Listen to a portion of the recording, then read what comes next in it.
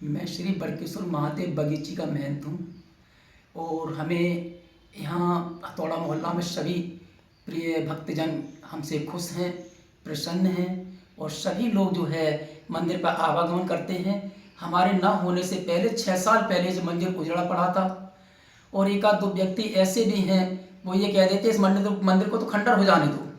इस मंदिर की ज़मीन पर कब्जा करना चाहते हैं और धर्मशाला की ज़मीन को अपना बनाना चाहते हैं। उन्होंने कई जगह और भी उनको तो भू माफिया कहलाया जाए तो संतों का काम होता है कि मंदिरों को अपने भगवान के प्रिय भक्तों से हमारा सभी से अनुरोध है कि मंदिरों को बचा रखें, मंदिरों पे किसी का कब्जा ना हो पाए।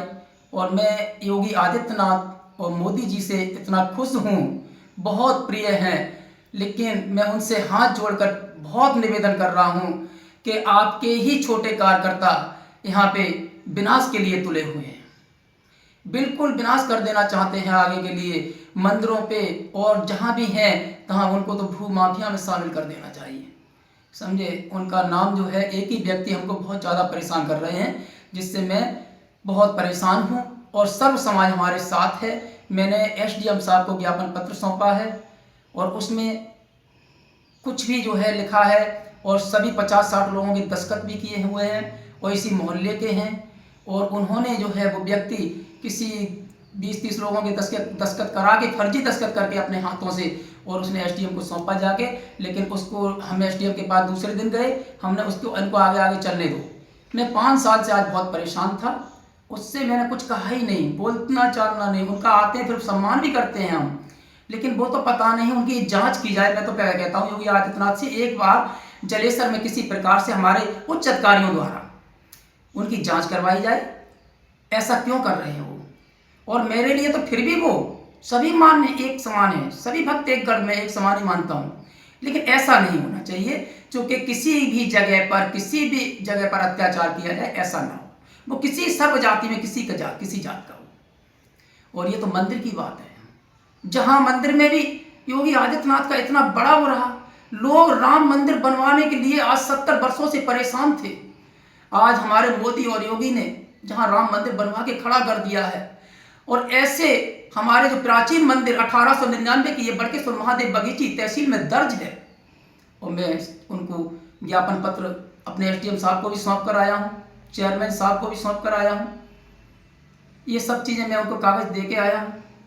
और हमारे प्रति अभद्र टिप्पणियाँ, हमारी बहन और भांजी के प्रति भी अभद्र टिप्पणियाँ लिखाई जा रही हैं, जिसमें कि यहाँ कोई आमदनी की सुविधा नहीं है।